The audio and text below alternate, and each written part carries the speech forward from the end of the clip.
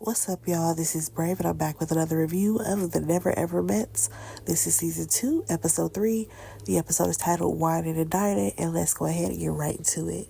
So, we start this episode off with Alicia. She decides that she's going to go over and talk to Irvin because, according to her, okay, she feels like he completely changes when he's in a disagreement with somebody. She's like, your body language changed, your attitude changed, your whole energy changes. And for her, that feels like aggression. I'm like, I'm sorry, when you're upset with somebody, I don't understand why people are expecting, especially for men, to talk to you in this calm manner. The same way you get upset, Alicia, he gets upset. And the same way your voice elevates, his elevates. Like, be so for real. That man was not even coming at you crazy. Nonetheless, she then goes on to say that, I'm a bit concerned about my safety. Girl, just say you don't want him, please. Because in her confessional, she says that, now she's seeing all these signs of red flags. I'm sorry, I don't see it. Like, maybe there's something that they're not showing us, but the only red flag I see is Alicia. Okay? So then they start talking about the unsafe comment. And basically, what I gathered out of this conversation is that he is not going to be able to come to her and tell her anything. He's just not. It's definitely going to be the Alicia show in their relationship. She's going to run it, and he's just going to have to deal if he chooses to stay with her. Moving on.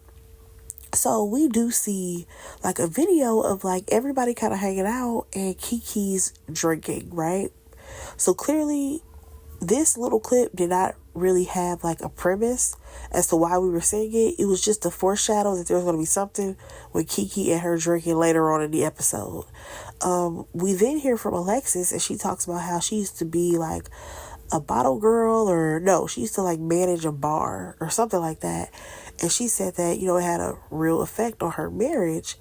So I'm not sure if she said that because Keke may work in like nightlife or what, but it seems to be a situation where Keke is not just having 1 or 2 drinks. She's like probably really drinking heavy. Moving on from there, we have Jared and Charlie. They gonna have a conversation outside. I'm so sick of them because they decided to tell everybody about the hidden children that they had, they feel like a weight has been lifted off their shoulders. And I'm just sitting here like, but y'all really didn't have to tell the people this. Y'all really didn't. Nonetheless, they talk about the logistics of the relationship and how, number 1, they don't live near each other. Number 2, he got kids over here, she got kids over there. And come to find out, she's like, I have a 6-bedroom house versus Jared, he only has a 3-bedroom. I mean, that makes sense considering he got 2 kids. And he's like, okay, well, yeah, maybe I can move over to where you are. I just have to find like a little job. I said, first of all, not find a little job. What does that even mean? Secondly, so your plan is to leave your children wherever you are, so that way you can go over there and go raise her kids. That's real interesting because that's giving your child will only see you. I'm sorry, not child, your children, because you have 2. Your children will only see you during the summer, during holidays, while you are going to be in her kid's life every day. That's some crazy work right there. Crazy. Moving on from there, we have Brandon. He goes to talk to Chris and Alexis, and Brandon is really concerned with Keke and his drinking, right? Now, and like I said, I feel like at first it could have been light. Like, okay, she may have had like 1 or 2 drinks. Now this is making me question that scene when they were drinking that wine when they first met. How many glasses of wine had she had by the time we got to the point of him saying, oh, so you like to drink? Because now it's making it seem like she must have had like 4 or 5 glasses of wine. And then on this episode right here, this is what the cameraman did, and I was so mad about it. So as they're talking about Keke, right? The cameraman decides, oh, let me go ahead and go show what Kiki's doing right now. Keke is trying to sleep off that liquor, okay? But Miss Mamas is a thumbsucker. I said, no wonder she talked the way she talked, and her mouth is arranged the way it's arranged. Not a bad thing, but it's definitely giving thumbsucker now that I see it. That's crazy to me. That grown to be still sucking your thumb. Like, girl, you're 30. Cut it out. So as we jump back into Brandon having this conversation with Chris and Alexis, here's the thing. Chris said that Keke ended up asking him, do you think I drink too much? And he's like, I just met you. I don't really know you like that. Girl, that's crazy to ask somebody that, because clearly that means that you know that you doing too much. Like, this is making me think that I went a little too hard on Brandon when we first met him. Girl, what's going on? So now Brandon feels like he needs to have a conversation with Keke, and he goes up to her room. And keep in mind, this is a shared room. So he's like, let's go out to the balcony and talk. And she seemed to be annoyed with him because she already knew what this conversation was about to be about. All right, so they go out to have this conversation, and basically she feels like because she's a fun drunk, that it's okay for her to drink as much as she does. And she's like, I'm not hurting anybody. It's not like I'm violent. And he's like, yeah, but it hurts me. I'm assuming that Brandon does not drink at all. But also at the same time, it's like, Keke, yeah, you're not harming anybody but yourself. Because at the end of the day, you're the one that's consuming all of this alcohol, which could possibly lead to you being an alcoholic. I'm not sure where you stand right now, but that is absolutely a possibility. So he ends up asking her, like, has anybody ever mentioned to you that your drinking is a lot? And she goes on to tell a story about how her and one of her friends, whenever something would happen, they would go get a bottle and finish it together. And my question is, a bottle of what? A bottle of wine? Or were y'all finishing like a bottle of liquor? Like real liquor? Girl, I think y'all may have a problem. Now, of course, this makes this man question if she's an alcoholic, and she says no, she's not. Even to the point where she says that she's going to not drink today. I said, we'll see how long that lasts, sweetheart.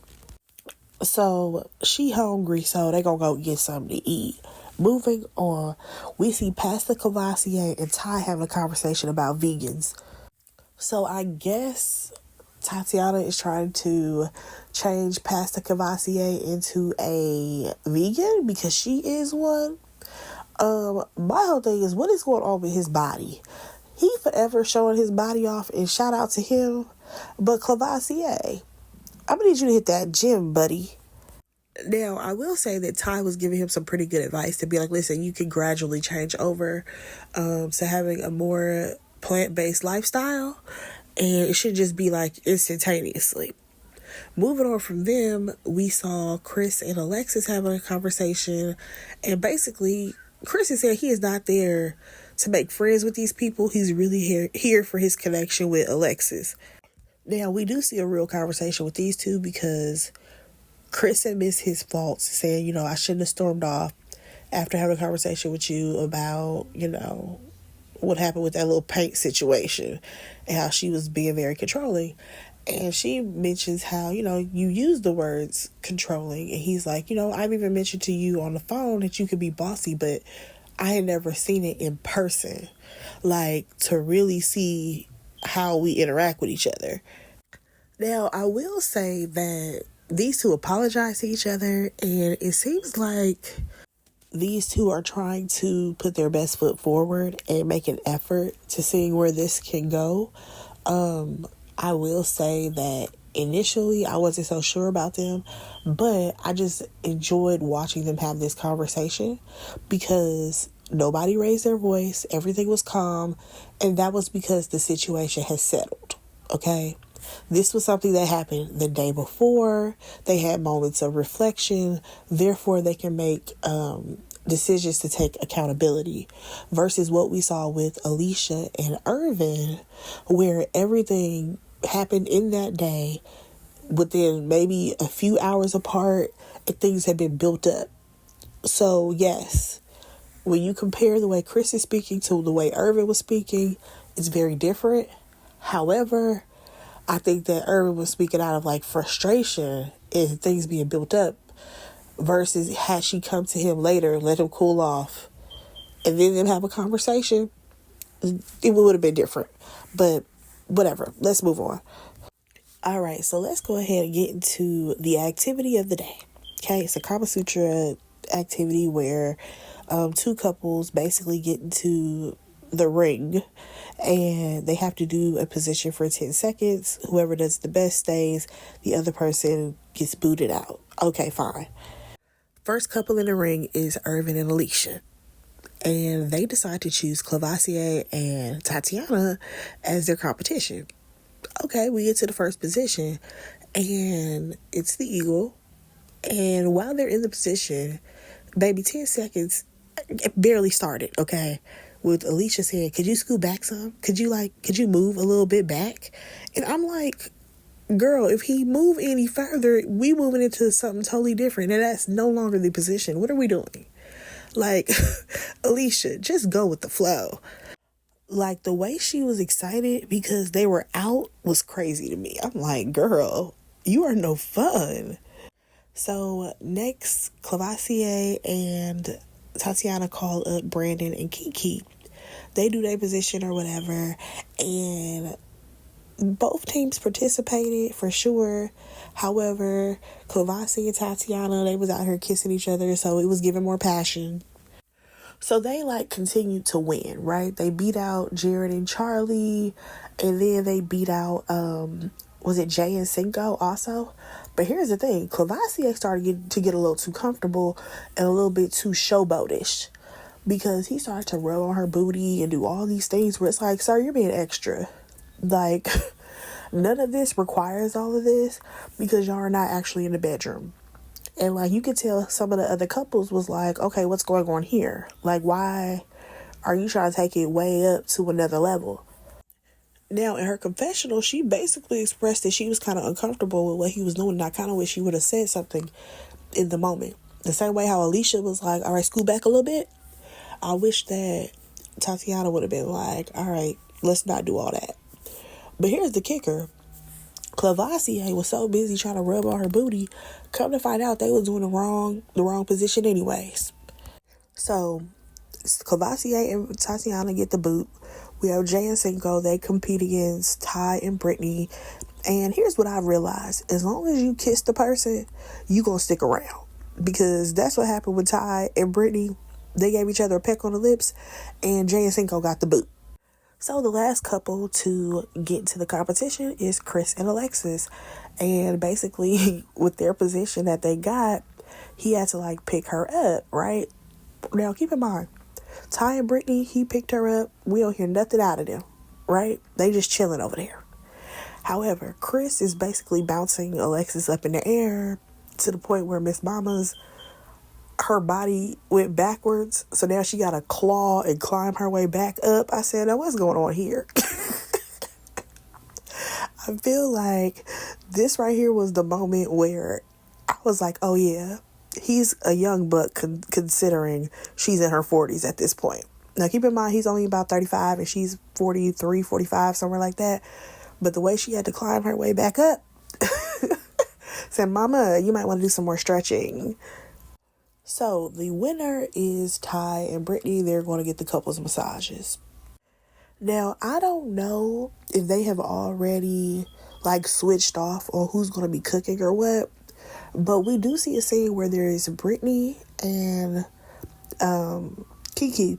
They're in the kitchen, and Keke, I guess, was supposed to be cooking, but Keke's like, I'm just so exhausted. I'm so tired. I'm exhausted. Can you just like boil the noodles for me or whatever? Or can you cook the noodles? And Brittany was like, oh, you mean just boil the water and dump the noodles in? She's like, yeah, and then strain them and put them in the freezer or something like that. And I'm just like, girl, can we be completely honest? Keke, you did not do much. You literally laid on the ground for like a hot 10 seconds, got up and then sat in a chair. Why are you exhausted? Or is it that you're hungover? What's going on here? Okay, so moving on from there, we do see a conversation happen between Jared and Pastor Cavassier. Basically, he's letting it not be known to him that, hey, I got a baby, but I don't know when to tell Tatiana. And my whole thing about Clay is the fact that he basically tried to make it seem like his baby mama popped up. I guess she was his ex-fiance or something like that. And according to him, she just ended up pregnant. Like, no, Negro, you knocked her up. Like, are we are we all having the same conversation here? And honestly, this whole situation let me know everything that I needed to know about Clay. This man is not going to take any type of accountability, okay? He is not going to be like, you know what, I messed up. This is where I went wrong. You're never going to get that out of Clay. So Tatiana, baby, just go ahead and move on. Now, speaking of Tatiana, she came outside and she could hear parts of the conversation, but she didn't know exactly what they were talking about. So when Tatiana ends up asking him, like, okay, so what was all that about? Baby, that man was just lying left and right. Talking about, so, oh, you know, we were just talking about the game that we were playing earlier. Negro, you're lying. And the thing is, Tatiana knew that he was lying. So then he starts talking in circles and blurts out how he's just waiting on the right time to say certain stuff because, you know, I think I might love you. I'm sorry, what? So now I realize you the type of man that not only are you not going to take accountability, you just going to tell pure lies, just so that you're not in the doghouse. No, drop him right now. Honestly, this episode really showed us who these men really were. Okay? Yeah, the way he just told her them lies, it rubbed me such in the wrong way, y'all. It rubbed me in such the wrong way. Because this man has had ample amount of times that he could have told this girl that he has a baby. Like, once Jared and Charlie bust they shit wide open, you should have went on ahead and volunteered next. But no, you still over here trying to carry on and act like everything is good. And it's not. Child, moving on from there. We see Brittany. She goes to check on Keke, right? Keke says that, you know, she just can't seem to cool down. Now, instead of getting production involved, because usually if it's a serious health matter, you should get production involved. No, Brittany decides she's going to go get Brandon, who's cooking right now. Now, this man, he jogs his ass upstairs because he's thinking something is really wrong with this girl. So he gets up there and he's like, you know, is this because of all that drinking that you did yesterday? Of course she denies it. And then she tells him, you know, but I think it would benefit if I could have one drink.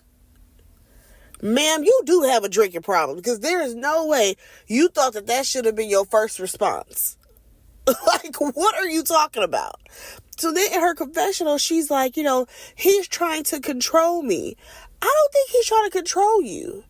I think that he's trying to help you, honestly. So then we hop on over to Irvin and Alicia. Y'all, they met with this therapist, and this was a waste of fucking time. So the therapist's name is Dr. Wendy Ashley, and Alicia, she says that, you know, there was a series of things that have occurred. And because they've only spoken on screen, you know, he doesn't really get her. But here's my thing. I wanted both of them to be more fucking specific.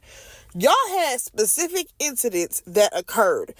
And I feel like they were so busy trying to use all of the therapy words that we never got to the meat and the potatoes of what really went down. Like, no. Tell this lady word for word, situation by situation, what went down. Because Irvin, he's like, you know, she just isn't affectionate towards me. And Alicia's like, you know, I just feel so exposed. And then she wants to bring up her condition yet again and how she needs empathy. And I'm just like, girl, your condition has nothing to do with the blatant disrespect that you have been giving this man. That has nothing to do with this. It's not the same, baby. So then he feels like she's trying to gaslight him. And that I agree with. She absolutely is. But here's my thing. She's like, why would I weaponize my trauma? Again, why are we using these therapy words? These are like typical words that are used in therapy. I want them to state it plain. Here's the situation. Whenever I try to be in any type of intimate setting with her, and not in the sense of it being sexual, just being near her, she pushes me away. For example, we just did an activity today that required us to be in sexual positions, and she's telling me to scoot back. Baby, that means that we're not in the position no more, okay? Like, just state it plain. Nonetheless, I just feel like they gave this lady bits and pieces of information, and the only thing that the therapist could say is that y'all don't really know each other, and at the end of the day, you may not be weaponizing your trauma, but your trauma is saying that he needs to be a different person. And I really want her to elaborate on that. I'm like, it's not her trauma that needs him to be a different person. It's not her condition that wants him to be a different person. Alicia don't like him. Period, point blank. That is where this whole thing is. Alicia don't like this man. I don't know how they hugged it out at the end of this scene. Like, what the hell was that? Moving on from there, we get into the kitchen. Cinco and Jay, they are helping Brandon cook, right? Because Keke was supposed to be doing it. She's nowhere to be found. Even Ty is involved in this cooking thing, right? Now, everybody thought that this girl was upstairs laying in bed because she supposedly doesn't feel well. Oh no, she's outside with Brittany. And in that scene, baby, I said, oh, Brittany rubs me the wrong way. Because as she is talking to Keke, Kiki's like, oh, I just kind of feel some type of way because, everybody is in the kitchen and they're like helping me out.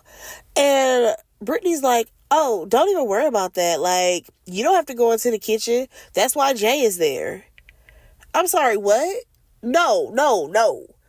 Jay, Cinco, Ty, everybody who stepped up to help Brandon, they were helping because they thought that girl wasn't feeling well. If you got time to carry your ass outside, then baby, you can carry your ass into this kitchen. Like, what are you talking about?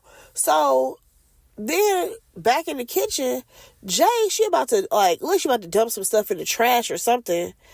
And she happens to notice, like, wait a second, Keke is outside. And everybody's like, what you mean Keke outside? Yeah, Keke is outside, okay? Kicking it with Brittany. And here's my thing. When Keke got into that kitchen and Brandon is like, are you dependable? And she's like, why would you ask that? Baby, that was a valid question. Because it's giving you were feeling okay. You lied. Also, Keke, are you lazy? Because this was giving lazy. This was giving, I don't want to cook for all these people. I mean, it could also be that maybe she can't cook, but it's like, girl, you have a man there that's about to help you, like, you know what I mean? Why are you avoiding the kitchen? That was hella weird. It's giving you was tired, you was hungover, and you was being lazy. That's what I got from this. No, now here's the thing. In Brandon's confessional, though, he said that he was so excited to be in the kitchen with this girl because he was planning on cooking her favorite meal. He just wanted to bond with her. And this girl was nowhere to be found. I'm just like, Keke, what are you doing? As much as I thought that I was going to dislike Brandon, in this whole situation, I'm team Brandon. I really am. So what's crazy is that her ass still ended up walking out of the kitchen, y'all. So Keke never fucking helped. Keke ain't helped do shit. Now, we do see everybody have dinner, right? And baby, it's some tension at the table between Brandon and Keke for sure. But here goes Jared being messy as hell. He said, y'all, let's play a game. Well, if we had to make a decision today, would we stay with the person or would we, go our separate ways? Now, we got, I think it was 4 no's, 2 undecideds, and the others were yes. 8 yes, I believe. Now, here's the thing. Later on, we see that Keke is the person who wrote the question mark, right? However, she saw Brandon write no. So I'm going to assume that she wrote the question mark after she saw him write no. And while we see him washing the dishes alone, okay? Washing the dishes alone, Keke's ass is in there shooting pool. At the bare minimum, girl, you could have helped that man do the dishes. Like, are you serious? Again, Keke is giving lazy. And also, why? I get it. Keke is a bigger girl. But why was her underwear constantly showing? That shit was bothering me. Girl, like, why did I keep seeing those pink underwear poking out that black outfit? What was going on there? Nonetheless, we see that she's in her feelings, right? Because he does not want to have a conversation about this, okay? That man said, listen, I done cooked for all these people. I done did the dishes. I'm tired. I'm exhausted. I'm going to bed, okay?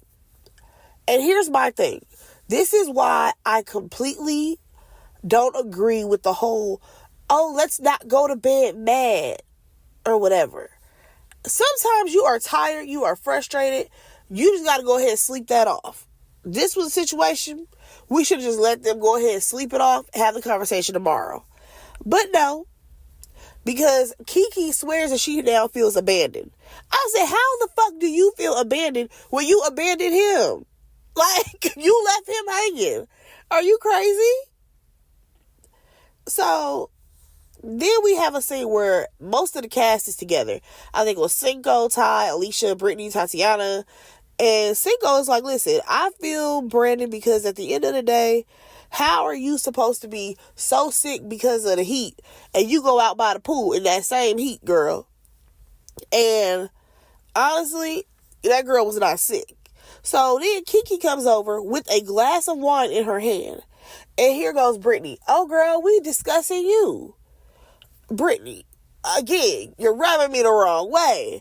So Cinco, he corrects it. He's like, we're not specifically discussing you. We're discussing the situation, okay? So then Brandon comes in, and at this point, everybody that came into the damn room, okay? And they asked him, how did his feelings change? And basically, he's like, he wanted to know if she was feeling all these ways because of the drinking. And of course, she's like, I don't want to talk about this. We already talked about the drinking. We already talked about this. Baby, he looked over to her and said, how are we done talking about the drinking when you have a drink right now? And her response was, this is just wine. Girl, are you mentally okay? Like, why would you say, oh, this is just some wine? As if that had no alcohol in it. Like, girl, you do have a problem. I really think so at this point. So then Ty, he chimes in and he's like, he's only saying all this to you because he cares about you. But baby Brandon said, you know what? You ain't got to worry about me caring no more because you gonna do what you want to do anyway. And if she don't care about herself, baby, why should I care? And on that note, I'm going to bed. Baby, this man has been trying to make it to his bed so many times. And he still ain't made it. Moving on, we get to Brittany and Ty. They have their massage date. And here's the thing. While they're getting their massage, Ty is cracking jokes. Honestly, Ty is always loud. And he definitely gives off uncle energy. And at this point, it's getting on her nerves. Like, she's like, he jokes all day. But she wants him to be more romantic. I just want these women to vocalize how they feel. Okay? Like, when Clay was getting too touchy with Tatiana, say something. Brittany, when you want that man to be more romantic, tell him to calm down on the jokes, okay? Now, speaking of Tatiana, we see her and Keke talk.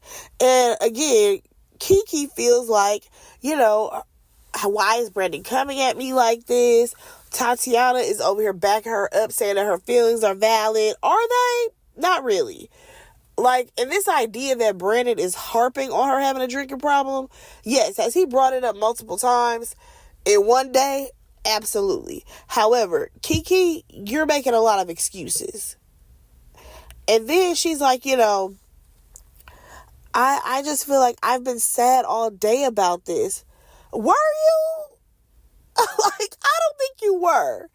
I think you were just avoiding having to cook for the people. Moving on from there, we gotta get to this scene because the guys are outside. We have Cinco, Brandon, Jared, and Chris, right? They just kind of like throwing a football around. And they talked about, the game that Jared decided to play on everybody and say would they stick together or not. And they're like, yeah, Brandon, he definitely said no. So Chris is like, well, he was definitely valid in his feelings when it came to that situation. Like, you cooked for all those people, and where was she at? So then Jared was like, yeah, because, I put fuck no. So now at this point, all the guys, like, pause for a minute to be like, I'm sorry, you put what now? Baby, they were literally distance apart.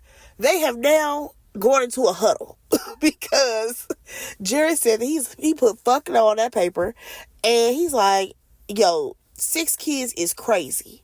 So then Cinco was like, well, why would you let that girl tattoo your name on her if you was gonna put no on that paper? Because Jared is a fucking menace. That's why, okay?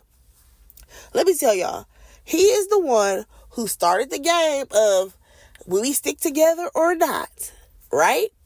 And I feel like he basically just wants to smash this girl and then give her the official boot once the season is over. But here's my thing. I have a whole theory on these people. I personally feel like two things could be true in this situation. Either Jared knew who she was when she was in high school and she just did not know who he was. And I don't know if, like, this is like some high school shit of like, that's the girl I wanted to take down back in the day and I'm finally gonna get to do it. Or Jared is just a dog ass nigga. I think it's more so both. He's definitely a dog, but it does not make sense. It makes no sense the way this man, he's over here saying how he needs to crack this girl. First of all, who says that? But also, I don't know anybody who's going to wait 4 years to hook up with somebody. Like, what is the purpose of that? That's giving, like, weirdo. Like, I don't know. It's something about this situation. I feel like he knew who she was in high school because y'all remember they went to the same high school. And she's older than him. So, either that or it's, like, on some revenge type shit. I don't know what it is. But the way he's playing these mind games with this girl is fucking nuts, okay? Like, I don't know if he want to embarrass her on TV. Like, was she, like, mean to you? What was going on? Because I'm not understanding. Now, I'm going to get to another part a little bit later. Oh, wait, actually, no, I can get to it right now. We later see Jared see Charlie, right? And he's like, oh, so what'd you write on the paper? And she's like, oh, I wrote, yeah. And he's like, yeah, because I did too. Straight up lying, right? And she's like, yeah, I wrote hell yes on my paper.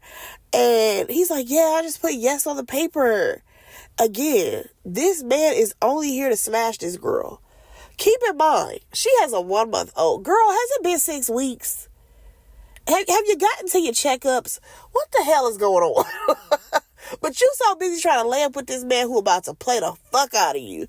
Charlie. I don't know what happened, but it's given this man is doing some revenge shit on you. Okay? Now, back to that huddle though. Because Jared is the one who put fuck no on there, right? And then we also learn that Chris said hell to the no on his paper. So that's 2 no's. Brandon put no. That's the 3rd one. So everybody like, who is the 4th no? Here's the thing. It had to be Irvin. So they think that is Irvin.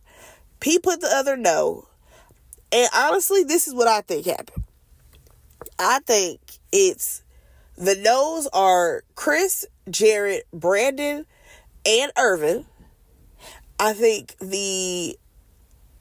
no. Or Oh, wait, no, actually, y'all know who I think that other no is? Alicia. I think Alicia's is no, because she don't like that nigga. She don't like Irvin. That's who the other no is. I think the other no is Alicia. I think the question mark, we already found out that was Keke, and undecided is Irvin. I think that's what it is. What y'all think? Who do y'all think put that other no and undecided? Who y'all think? Let me know in the comment section. But what's crazy though is that in this whole situation, like, Cinco is all into the mess. I fucks with Cinco. Cinco is all into the mess, but him and his girl, Jay, they good, okay? I still feel like they knew each other before, but I think they may be my favorite couple, okay? But yeah, that was pretty much the episode, y'all. Let me know what y'all thought about it. Go ahead and like, comment, and subscribe to my channel. And I will talk to y'all in my next review. Bye, guys.